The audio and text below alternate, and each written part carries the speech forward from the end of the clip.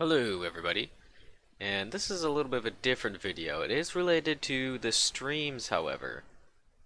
If you've been a regular watcher, then you know that the .hack GU streams are almost done. I estimate we probably have 2, maybe 3 streams left. So, we need a new game, and it's not going to be .hack Link, I'm sorry. The fan translation for that's not done yet. Also, I think we've had enough .hack for now. And though I've had a couple ideas in mind, I figure why not put it up to you guys to see what you want to play. I still might not pick the ones you vote for, but it at least gives me an idea of what you guys are interested in seeing. And I have a bunch of games listed on this handy dandy graph that I made. It kind of looks like a tier chart, and I guess it technically is. I don't fucking know. Anyway, so I'm just going to put these games up on screen one by one and talk about them. In the comments, I want you to list 3 games in order of most want to see played to least want to see played. So pick 3. And then I'm going to add them all together. So if you pick a game for first place, it's going to get 3 points. I'm going to add it all up together and see what's the most requested that way. So without further ado, our first game is Chrono Cross. Chrono Cross, I've played it for an hour, and I saw a Let's Play of it a really long time ago. I don't remember much. I kind of remember one of the plot twists, kind of, and that's about it. As for the actual game, it's a turn-based RPG on the PlayStation 1 with a ton of recruitable party members. I think there's over 100. It's got a unique battle system where you spend gauge points to attack, and it's weird. Like I said, I don't know it too well, and that's why it's where it is on this grid. So if we want to see a blindish sort of playthrough, we can do that. Next is Chrono Trigger. Now, I've never finished Chrono Trigger myself, but I have seen it played all the way through, and I know a bunch about it because I played it a few times. I just never finished it myself. But whether I could do a thing where I know it really well, like .hack GU, probably not. But I do know it well enough to say that I like the game. It is a turn-based RPG, and those are a bit slower to play through, but hey, what you gonna do? Sometimes you just gotta play turn-based RPGs, and I probably won't let's play too many slow turn-based RPGs because they're just hard for me to let's play. Oh yeah, I guess I should talk about what the game is. It's the prequel to Chrono Cross. It's a highly regarded turn-based RPG for the SNES. It's really good. That's about it. Next is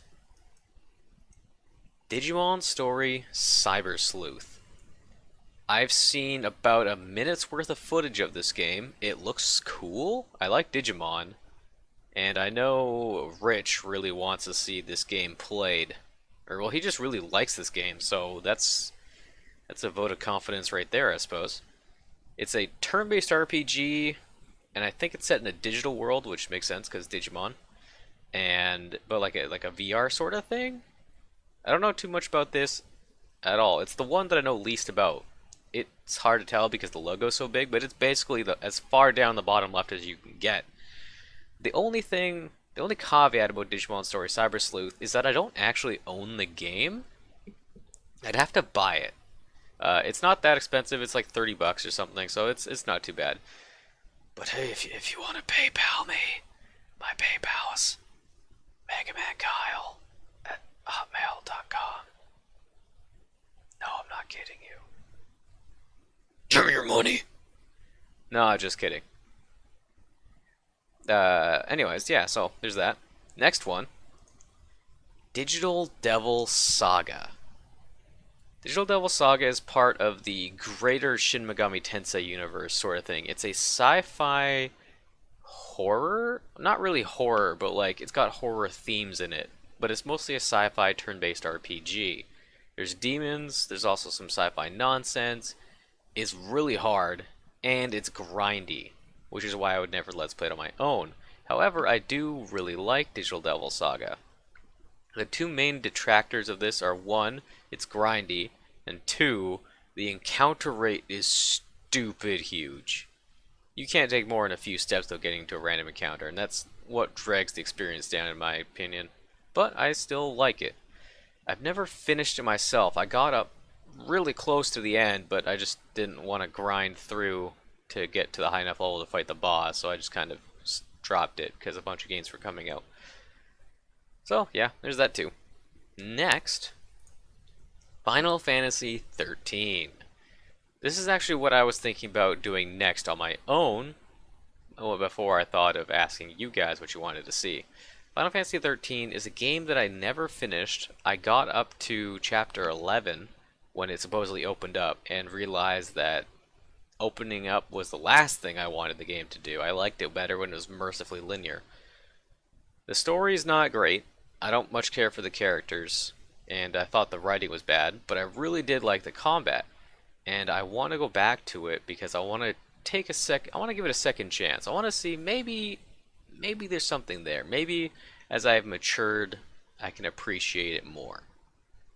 It's kind of like a mix between we're going to make fun of Final Fantasy 13 a lot and a genuine I want to see if I actually can like this game.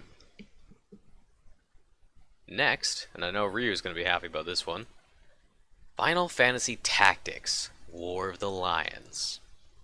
This is a tactical turn-based RPG, as you might guess, grid-based and isometric. It came out originally for the PS1, but we'll be playing the PSP version with the updated translation, and of course, the patch to make the magic not slow the game down to like 5 frames per second. The story is fantastic. I'll probably have to do a lot of voice acting for this, because there's not voice acting, I don't think. So you'll get to hear my funny voices, and you'll probably see me bash my head against some difficult encounters, because the game is not easy, but it is very good. I've seen a lot of Final Fantasy Tactics in bits and pieces, but I don't know the whole story from start to finish, so that's going to be new to me as well. Next is the first game on this list that I've actually finished. Final Fantasy Type 0. The HD remake, of course. Final Fantasy Type 0 is the game that Tabata made right before starting Final Fantasy 15, and it was the game he made after Crisis Core. It is a squad-based action RPG where you control up to 3 party members at a time. Well, you direct control 1, but you can swap between anyone in your 3-person squad at any time. It's very grisly. There's a lot of blood in this game. It's got a similar setup to Final Fantasy 15, that it's Magic Country being invaded by Technology Country, but it's a lot more grisly.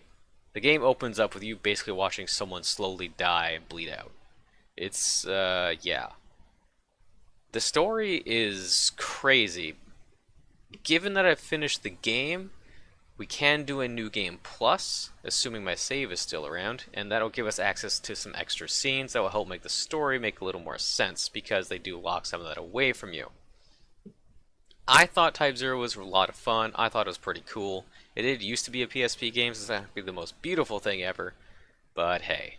And we'll be playing with Japanese voices, because, those English ones. Unless you guys really want to see the English voices. Next is the true neutral of this little vote thing, I suppose. God Eater Resurrection. God Eater is a series that's kind of like, I don't want to say guilty pleasure, because I think God Eater's just rad, but also it's like one of those underdog series. It's called Classic. I would describe it as a mix between Monster Hunter and Phantasy Star Online, in that it's an action RPG, but your main goal is hunting down just gigantic monsters. It's got that kind of like you versus just a gigantic beast, and it's a test of how good you are. But at the same time, it's fairly anime. The combat's more action-based. It's a lot of fun. The story, which I have seen through the anime, I have not finished this version of the game myself because they did extend the story, so I don't know all of it. But the story in the anime, which follows the original God Eater, is pretty good in my opinion. I like it. And then we can also go to God Eater 2 later if we want. Now on top of this, oh yeah, and I suppose I should mention, this game is like this sci-fi dystopia, like post-apocalypse sort of thing, where the monsters are bioorganisms that mutated from a thing called the oracle cell, I want to say. It's like a immortal cell that can just keep reproducing. It's really cool. But yeah, what I want to say is potentially, I don't know if I can rope him into this, but my friend Alex also has this game, and he seems to be enjoying it. He's never played it before, but he seems to be enjoying it. So we could be doing potentially a co-op stream, although he has a different work schedule than me, even though we both work at the same job. So sometimes he might be there, sometimes he might not. So that could be fun too. Next is a game that's I couldn't say is good, but I can't say is bad. Infinite Undiscovery, and I know the logo is hidden behind Digimon Cyber Sleuth, don't worry about it. Infinite Undiscovery is an action RPG, kind of, from, I believe, Tri-Ace, who made... Boy, did they make Star Ocean? I think they made Star Ocean. It's kind of like a super B-tier RPG. It's really funky. I played about 20 minutes of it, because I saw it once, I'm like, isn't that the game that kind of sucks? But people seem to really like it. So I bought it on eBay, I played about 20 minutes, I'm like, yeah, this deserves to be Let's Played or something. And then I haven't played it since. So it's basically blind. However, I know a lot of people, well, not a lot of people, it's kind of like a cult hit in a way. There's a group of people out there that really think Infinite Undiscovery is good. It's just super janky from what I remember. It's a medieval setting action RPG thing. It was part of back when Microsoft was trying to get the Japanese market. They licensed out a bunch of, or contracted out a bunch of companies to make RPGs. Part of that was there's Infinite Undiscovery, there's Eternal Sonata, which I did a Let's Play of, and Tales of Vesperia, Blue Dragon, that sort of thing. It's in that realm, but it's even more like B tier than that. It could be fun. I don't know. But that one's like, that's pretty blind too. Next is a game that I actually really like, despite having not finished it. Resonance of Fate. Resonance of Fate takes place in a... I guess it's also kind of a dystopia. Your main characters live on a gigantic tower that rises above the barren earth. And it's the last bastion of humanity. And people are just kind of trying to survive in this all-machine setting. And being bounty hunters and killing weird monsters for money and just trying to survive. It's much more character-based than story-based. There's not a lot of story. It's more about hanging out with the main characters and seeing their backstories unfold. But what makes it interesting to me is the gameplay. It's turn-based, but with action elements. Every turn, you control one character. You position them around a 3D battlefield, and as you're running around, you are initiating an attack. So there'll be, everyone has guns and grenades, that sort of thing. It's a military sort of deal. And so, for example, you take a character, you want him to go across the field, jump over a obstacle, shoot a guy in midair, and then throw a grenade, and then make it to his destination. And then you set him up to do that, then you execute it, he does that, you charge up attacks, you time when you want to shoot for combos or to hit a certain body part. It's a mix of action, turn-based, and strategy. I think it's really cool. I've never finished it. I don't remember why. I think I just lost my save or something. It might have been on the Xbox that got stolen. Yeah, and I just never went back to it, but I've always wanted to finish it. Next is Tales of Vesperia. Actually, it's not next. I skipped one by accident, but hey. Tales of Vesperia is a game that I got to the last boss on and then lost my save forever. Because it's a long story, but my Xbox became unusable. And it wasn't just the Xbox, it was the hard drive became unusable. So I lost my save. But I really like Tales of Vesperia. It's my favorite Tales game by far. I think the characters are great, the voice acting is great. The setting is cool. It's fantasy, but it's like kind of the Empire versus guilds instead of just a corrupt Empire. The Empire is kind of corrupt too, but it's more grassroots dudes versus Empire. And the main character, Yuri, is he's just so good. Yuri is just so good. But other than that, it's a typical Tales game. The combat is action-based. Everyone runs on a line. and otherwise it kind of plays like like a fighter, sort of. I really like Tales of Vesperia. It's just an all-around really good game. Next, which is the one I skipped, Rogue Galaxy. I've played a few hours of Rogue Galaxy. Actually, I'd say like a dozen hours maybe. A really long time ago. It's a PS2 game that got not remastered. It got put on the PS4 on PS2 section of the PS4 store, so you can play it on PS4. It's a digital game. It's an action RPG, and I would call it Star Wars, but space pirates. The beginning is a main character who finds out he has a destiny to be awesome, but he starts off on a desert planet with his robot buddies, and then he gets caught up in the shenanigans of some off-worlder kind of like roguish dude. Does that sound familiar? Kind of sounds like Star Wars, right? But then he ends up on a pirate ship, a literal pirate ship, in space, fighting a giant worm, I think? It's really weird, but when I played it, it was a lot of fun. And it seemed promising. But again, I never got that far into it. It's an RPG, so it's probably pretty lengthy. But yeah, it's cool. Next, Vagrant Story. Vagrant Story is one of those games that I really like despite not having put a ton of time into it myself. It's written by the same person who made Final Fantasy Tactics. Yasumi Matsuno. Yasumi Matsuno, there it is. Got my T's mixed up there. It's a kind of an action RPG, but it's more turn-based. It's only action in that you have direct control of your character during fights, and you can do timed hits, that sort of thing.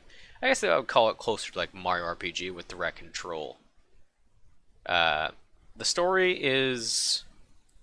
It's another medieval setting, but kind of like with a political bent, that sort of thing, like Final Fantasy Tactics, Final Fantasy 12. These are all the same writer, by the way. And it's just got this like weird, dark, magic sense of mystery to it, kind of like a Souls game. I just think it's really cool. I've never managed to play it all the way to the end. I've seen it played about halfway through, but never to the end. I don't know what happens at the end. I've not played it that much myself, and I can only know limited amounts about it. I know that preparation in this game is key, meaning that the more you've played this game, the better you can show it off, because otherwise you might get stuck and have to reload an earlier save. So I could use a guide to help me out, or I could get tips from someone if they played it before, but I'm really interested in playing this game, like, all the way through, finally. I think it's cool. And the last game on this list, which is kind of a wild idea, The Witcher. I am a big fan of the Witcher series. I own all the books that are out in English right now. I played all 3 games to completion, all of them twice actually, and Witcher 2 and Witcher 3 on the hardest difficulties.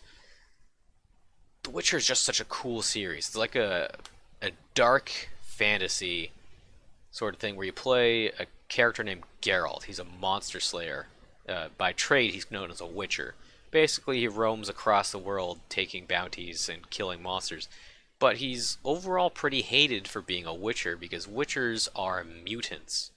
They are abducted as children and put through rigorous training to become monster hunters. And during this time, they are genetically mutated by potions and alchemy and that sort of thing, because otherwise they just can't compete with these supernatural creatures.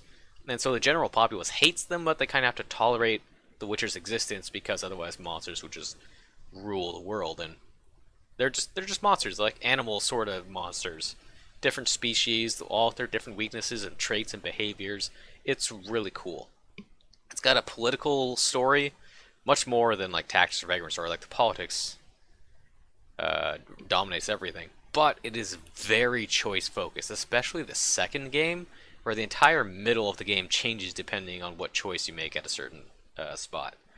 So my idea for the stream was for any major choice, we would take a vote. Or we could do it for whatever choices we want, right? We could take a vote and see, as a stream, where we go. And we would go into Witcher 2, Witcher 3. I have them both on PC as well, so we could import or save all the way through to the end of Witcher 3.